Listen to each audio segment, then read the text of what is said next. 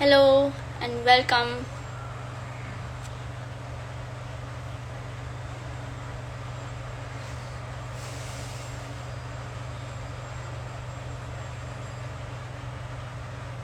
Hello and welcome to our live.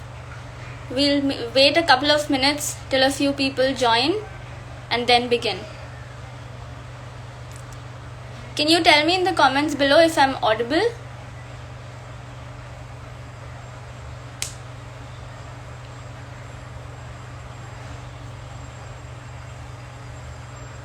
Hello and welcome everybody.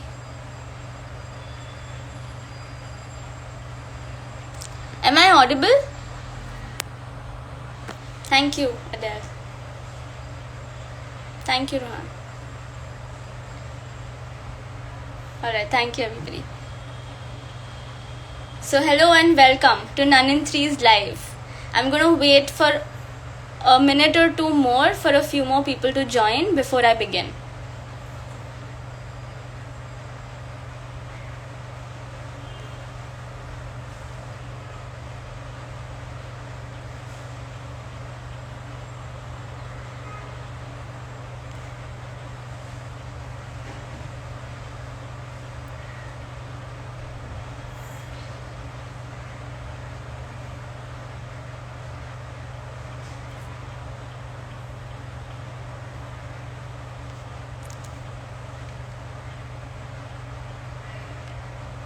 Alright, for those who joined right now, hello and welcome. So I will begin now. Good evening from India. My name is Mehak and I am a junior research assistant with the None in Three Research Center. The None in Three is a transnational research project aiming to prevent gender-based violence globally through the use of pro-social computer games. We are 4 years into the project and today we discuss... Alright, so I think I'm not audible. I'm going to restart my introduction. Hello and good evening from India. My name is Mehak and I am a junior research assistant with the None in Three India team. The None in Three is a transnational research project aiming to prevent gender-based violence globally through the use of pro-social computer games. We are 4 years into the project and today we discuss India's colourful research journey so far with our country director, Ms. Pratna Patil, who has been an instrumental leader for our nation's participation in this project. And we are going to hear from her some learnings and the impact we have created already and the impact we are going to create from now on. Without further ado, let me invite India's country director, Ms. Pratna Patil.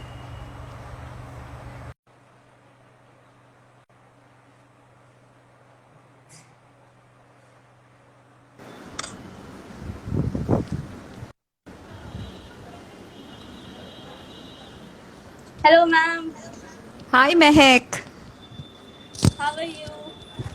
All good. How's everyone? I can see a lot of my friends and a lot of our followers.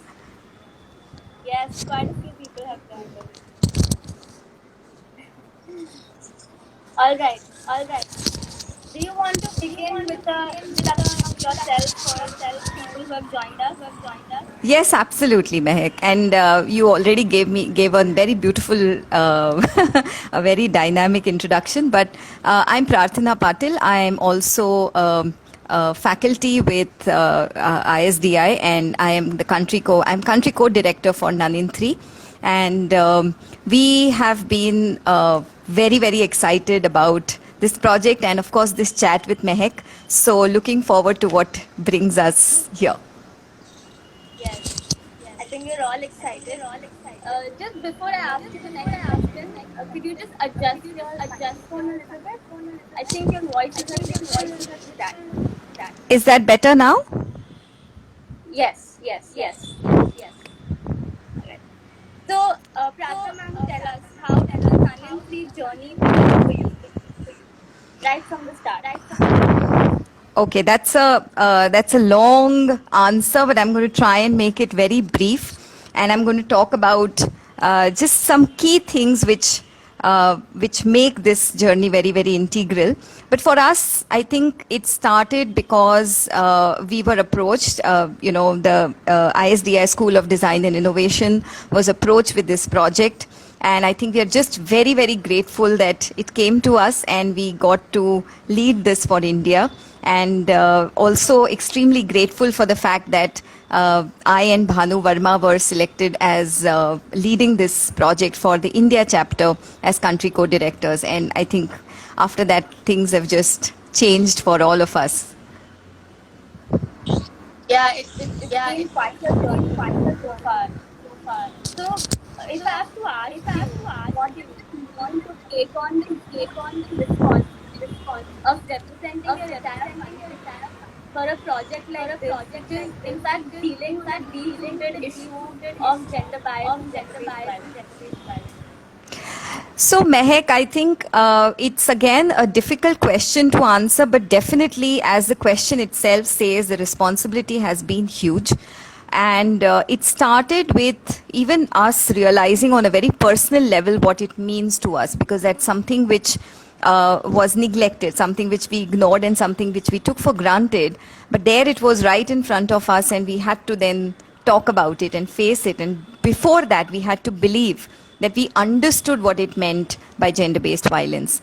However, I think from the country perspective, it was even more massive. It was humongous to imagine, because India is not a country where I can look at a small group of people and say that they are the representatives. So we had to literally narrow it down to a very core set just as a sample, because that's all we could manage.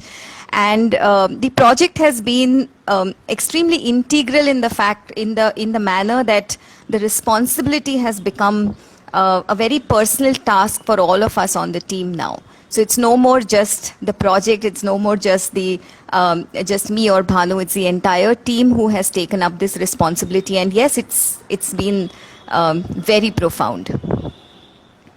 I think as a team we've become voices for this change that we all are trying to bring together. So, like realistically, how has this project impacted you? And in turn, if you have to tell us, how has it impacted the country? So, impacted me, if I have to speak on a very personal level, it started the day we flew to London to meet the global team and get a brief on what this project was all about. So Bhanu is our, my partner in this, and he's another country co-director. So both of us have been leading this project. And when we were traveling, I think we had some ideas of what this project is going to be, and we did discuss this topic. But when we returned after the brief that was given to us, and after we were walked through the potential that this project was posing in front of us, I think we began to introspect. What is it that's going to happen? What is it that we need to look at? And we were sharing our own stories, which are plenty. I think all of us have stories about this topic on a personal level. So we were sharing these stories, and we realized that it's not going to be easy to, bring it out in the open and even discuss, because we ourselves are so limited in our knowledge of this topic. But it all started, I think the personal impact happened for the first time when we met our advocate Veena Gowda, who has been instrumental in helping us put together this research topic for India specifically. As you know, every country has their own research topic. And to narrow it down to something that was the root cause of violence rather than the violence itself. And I think that changed us completely. For me personally, it has impacted me directly, because I am, I meet young students every day, and I look forward to having conversations with them. And most of our classes, as you know, Mehek, are revolve around these kind of topics. Sometimes these topics come up in a class. So I think I was able to kind of handle those topics far better than I would have earlier. So I think on a personal level it has, and I think it is going to continue to impact, because every year that I get new students, I have new ways of introducing them to this idea and this concept, and how do we do it. For India as a country, I think the impact is still happening. It's behind the scenes.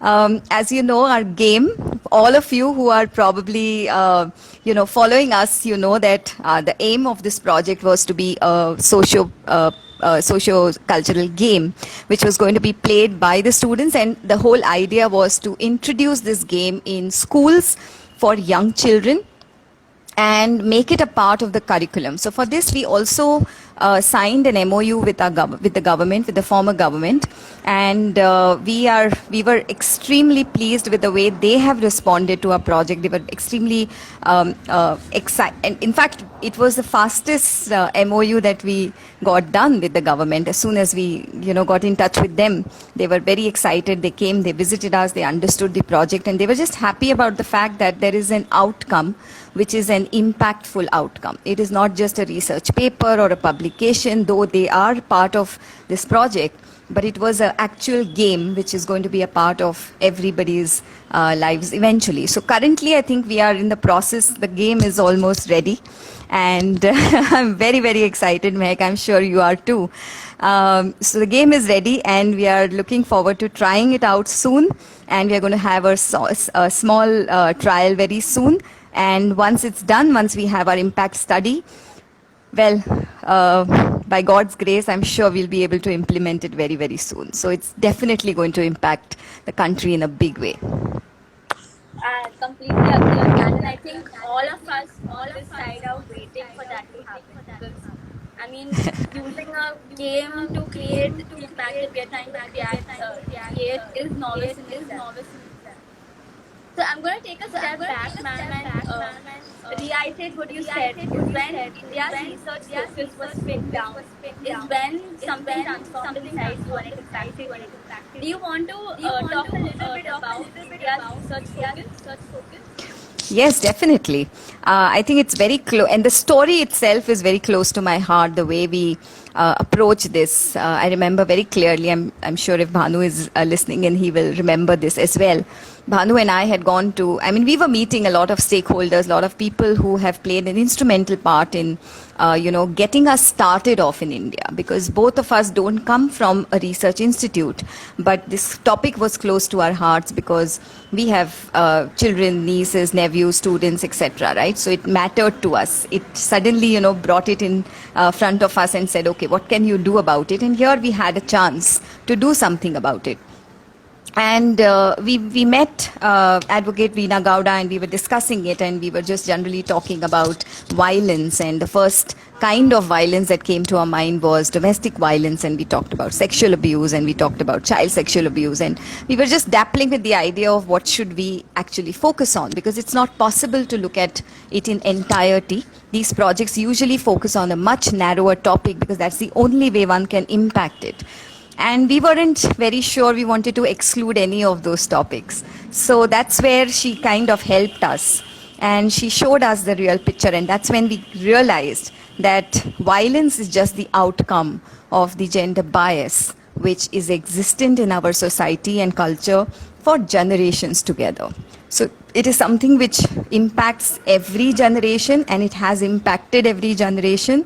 So very difficult to kind of exclude a particular part of the population and say, okay, we will only talk about that. So this was the only way we could have done justice to this topic for India.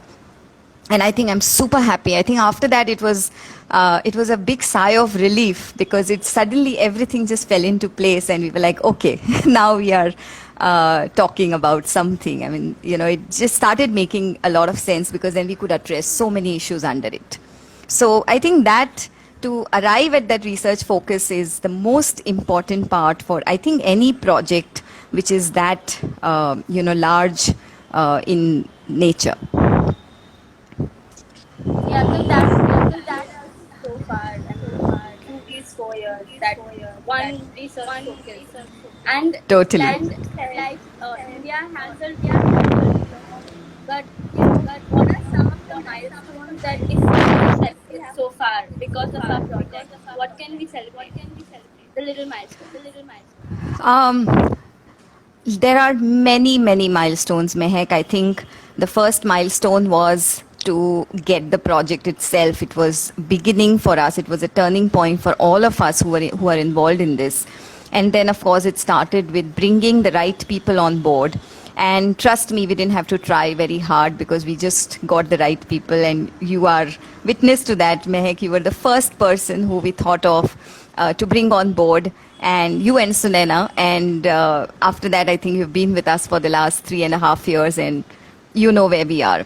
So I think for us, it really mattered because for both Bhanu and me, it was important that we bring the young people in. Because for me and Bhanu, I think it was very clear that no matter how much we think and how much we do research, the young people are the ones who will be able to understand the pulse of the country far better than we would, right? It's a real world out there. And you know how many conversations we have had on this from that perspective, that, you know, what is it that really goes on in your minds and what really goes on in our minds and where is the gap. So I think for us that was another milestone where we were able to get an entirely young research team on board. But more than that, I think the design students, to bring in the design aspect of research into this project was a big milestone for all of us across the globe. I think all the countries have benefited immensely out of it, and we hope to kind of take that intervention further, because it's important to realize that, you know, when we started this project and we had the research focus ready, this is a misconception even today. I mean, most of the conversations revolve around, gender bias can only be removed if women are given the chance equal to what men do, right? So it was always a binary this and that. So women empowerment was never understood. Gender bias was never understood truly in the sense that we have probably tried to put forth today. And this was only possible because the young people were on board. So I think for us, the idea and the fact that we are able to believe in it makes it so much more impactful, because earlier it was just a theory that we heard and we talked and I spoke about it in history. But now it was real, right? We were meeting real people. When Rukmini came on board and she kind of opened our ideas furthermore, because she comes from a deep research background. And then Anne came in and she brought in the law aspect of it, and it was another world altogether. So I think there were milestones with every person who has come on board. So, and of course, the collaborations that we have had with all the global partners, and what you guys have done, what you and Ishani and Sunena have done in terms of leading Play Talk Change has been phenomenal. So I really don't know how many milestones can I keep counting, but I think the biggest milestone for us will be in the future, where we will be able to present our game to the public, which I know is a long way because strange conditions, but we are very hopeful, I think. So, I mean, I can go on about the milestones, but I think everybody must have got a gist of it. And Meg, please feel free to add some if you can think also, because I think it's important that you also add your perspective. Yeah, I would actually like to add, all the names you took are all the team members who now become like family. We've been working together for 3 years now. And one of the key things I think that was really helpful for me especially was the study circles that we held. Even during the lockdown last year. We all in the India team, we picked a topic, whether it was feminism, whether it was gender bias, domestic violence, or design and gender. We picked one topic and we conducted bi-weekly study circles, and that helped a lot because we were able to bounce off information, discuss themes, discuss ideas, and basically build capacity for ourselves. And like you mentioned, we've learned a lot, because we are propagating ourselves. The work is moving. So definitely. Yeah, I think Mehak, only you guys could have done the study circle the way you did, because I know how much difficult it was. I mean, I did try and attend many, but the way you led it and the insights that you got. And yes, I'm missing Karmishta. She was another key person who, I think, yeah, so I hope I'm not missing anybody else. But, and then, of course, all our volunteers, all the students who, just got excited about this project and they were there with us for every talk that we had. And I think for me, I think one of the most profound one was this talk with Bhargavi ma'am and the school principals and, which was about gender bias in the classroom. I think that helped me a lot in my own profession as well. So that was brilliant. Yeah, that talk. Do you want to elaborate a little bit on who attended that talk? We had some principals from different schools. Yes, we had Sunita George, who's the principal of Bombay Scottish, and we had Indu Indalkar sir, who is from KVK, which is in Ghatkopar, and Bhargavi ma'am, who is director of student experience, now the dean of student experience at ISDI and design. So I think we brought in a nice range of people to kind of talk about this topic because it was supposed to be a game which was going to be played in the classrooms by young people. So it was important for us to know what really is already there in their heads, right? What is it that they're really thinking and what is it and how are they dealing with it? And, what they revealed was something again, it was right there in front of us, but we never really noticed it. The textbooks. The textbooks have, examples which are full of gender bias. There are examples which are constantly dividing the class between, what a girl child can do and what a boy child can do. And it's so subtly and so, very subtle. That impact is so subtle, Mehak, that I didn't realize it myself because I had already started as a child. Even for me, it was very simple that, I'm supposed to do certain things and my brother is supposed to do certain things or my father is supposed to do. It's so natural, So normalization of gender bias is such a true truth today. I mean, it is the biggest bubble that we have to break. And this is where we are all living in for now. And it's there in front of us, we don't realize. So I know how many people we have spoken, and when they came for the talks, and even Veena Gowda, when she came for the talk, and she was talking about gender bias in laws and acts, around even the ones which we so call are female-centric or not so female-centric and all that. So it's so complex, this world and this field and this topic, that I think I'm just happy that we were able to bring it down to gender-based violence and gender bias leading to gender-based violence, because otherwise we would have been all over the place. So it also helps, these talks really helped us kind of bring in a lot of other people who thought that this was only meant for social activists. Right? So the common man became a part of it. And for me, I think that was the biggest achievement through these talks. So they were phenomenal. Yeah, for our audience, the reports of the talks, ma'am, you will find them on our website. In case anybody is interested. Ma'am, you also talked about the nexus between research and design, and Yes. that coming together to create social impact. I mean, you are a faculty in a design school.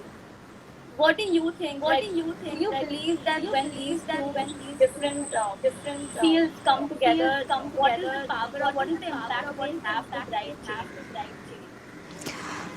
It's, I don't think you can put it in words or you can measure the impact that it can have, because I think it is very evident from what you all have produced in the last 3.5 years for all the countries, and the entire team, the global media gathering team has been phenomenal in that sense. But I think bringing in the design angle to this entire project, which happened, I think, in the last couple of years, it happened largely after the summit kind of took place in June, and post that we realized that if we don't make design an integral part of research, it's difficult for the common man to read and understand what we are talking about, because research unfortunately still is a very academic field, right? If you present, or I'm sure people who have visited our websites have seen the executive summary. and we have simplified the executive summary to an extent that it's visually appealing and it's visually understandable, right? So the language is visual. It's not just academic language, because that was intimidating even for me when I started. So it was important. I think it was our personal experience which helped us bring that intervention in.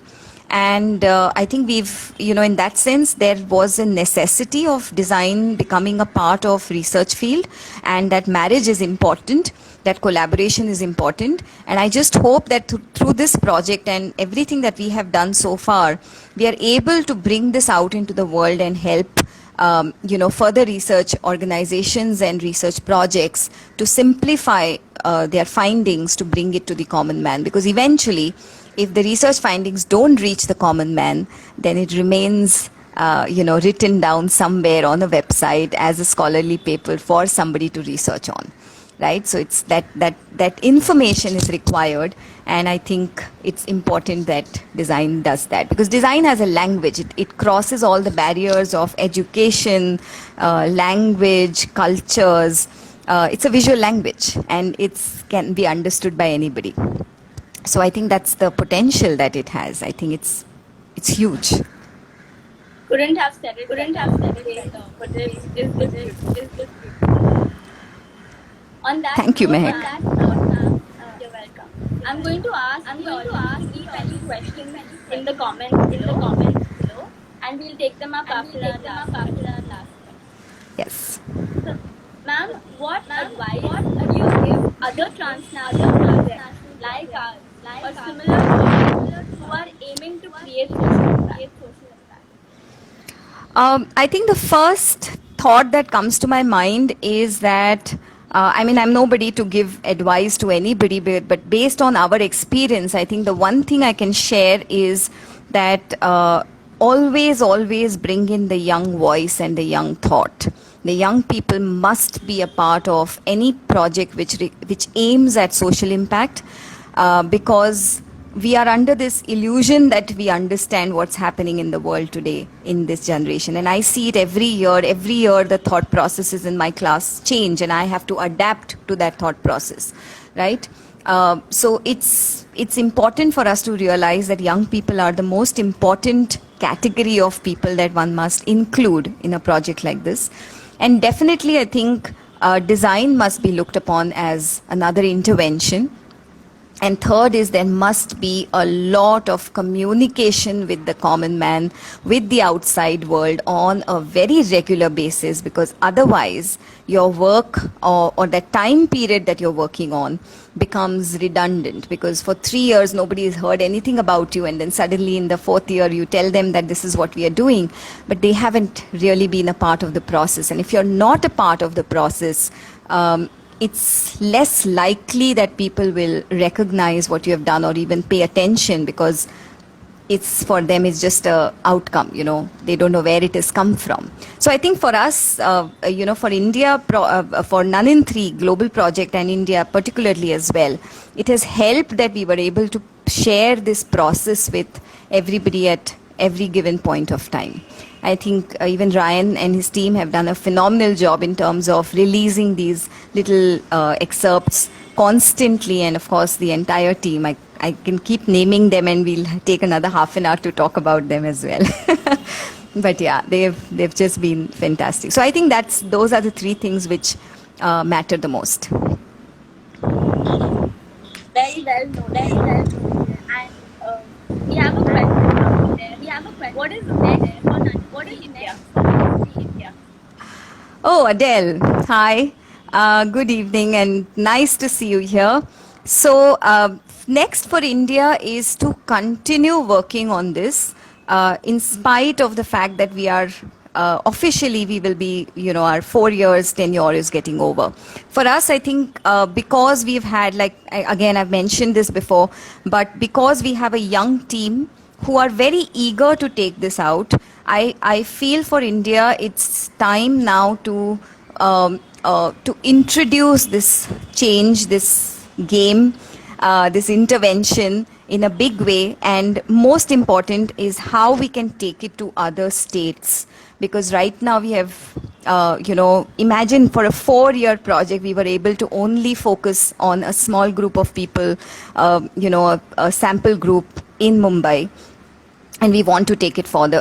And I think the government has shown a lot of interest in that. So we are very, very hopeful that we can take it across the entire country.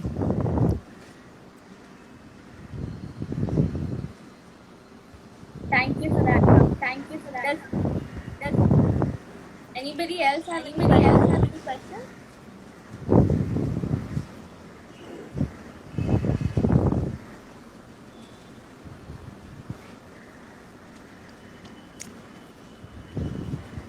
Mehak, I have a question for you.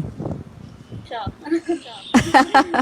So, what are your thoughts on, because you have interacted with the young people, the young gamers, especially in Play Talk Change. What has been your experience with young people understanding a project of this magnitude and this topic? Usually, for me at least, I've always encountered, or even before, long time back, when I used to talk about or think of these projects, or people used to tell me that they're doing research, for me, there was always a barrier. For me, they were like, okay, they are the research people and I am this, and I don't understand what you're doing, but yeah, it's an important topic. So, because you've interacted in context with what we are doing, what has been your experience? So, I think one of the key things that worked in Play Talk Change was a gathering of people who came from different fields, researchers, game developers, and change makers.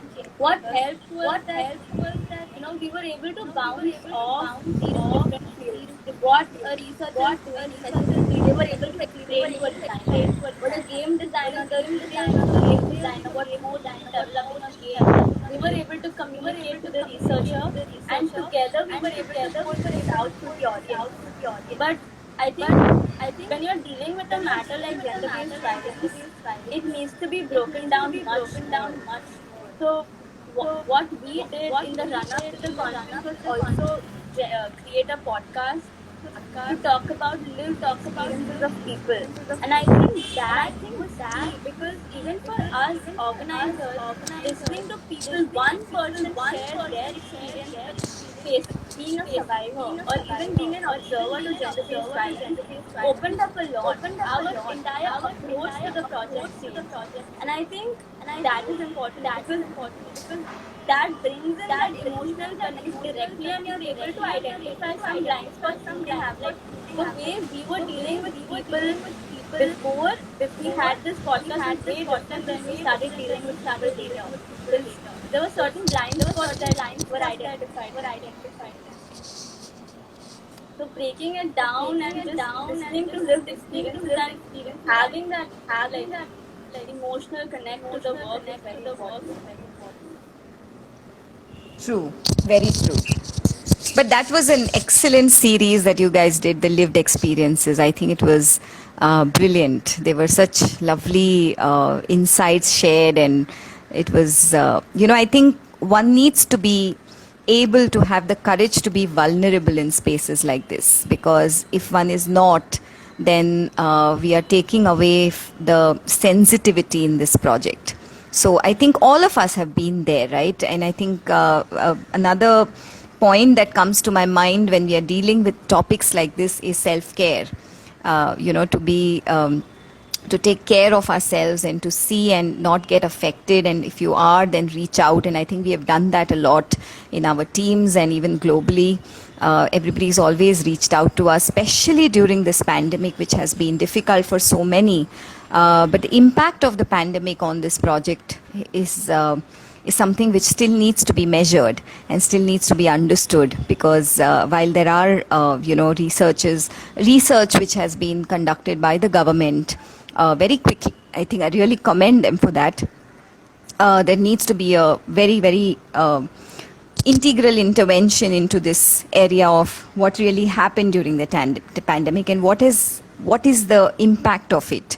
Because we started off and this just came to us, right? I mean, the pandemic just happened. We didn't have any time to respond to it, and we were just in it. So I think that's something which also kind of tells us that no matter what, you have to keep going, whether you're impacting one person or whether you're impacting 100 people or whether you're impacting the entire country.